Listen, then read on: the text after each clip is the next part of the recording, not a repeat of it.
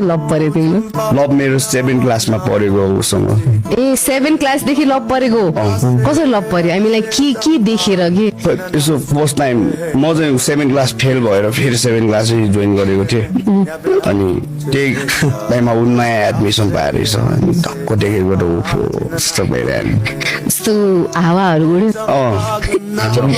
मेउनामा जस्तै के त्यो शाहरुख खानले टक्क हेर्दा छ नि उसको पछाडि हो ब्लर के त्यो हुन्छ नि स्टुडेन्ट कतिमा छ नि त्यो एकजना मात्र के फोकस के त्यो पोर्ट्रेट सर्ट बनाएर फर्स्ट टाइम देखाएर त्यस्तो भयो। पोर्ट्रेट सर्ट भयो अनि पछि चाहिँ साथीकै बहिनी रहेछ। अनि साथी चाहिँ मसँग मिल्ने थियो अनि मन अप्ठ्यारो लागिरहेको थियो पढ्यो होइन त्यो बहिनी चाहिँ मलाई मनपर्छ होइन भन्दै साथी नै पोजिटिभ नै थियो जिग्री नै हो अरूले भएर हानिसक्यो होला होइन।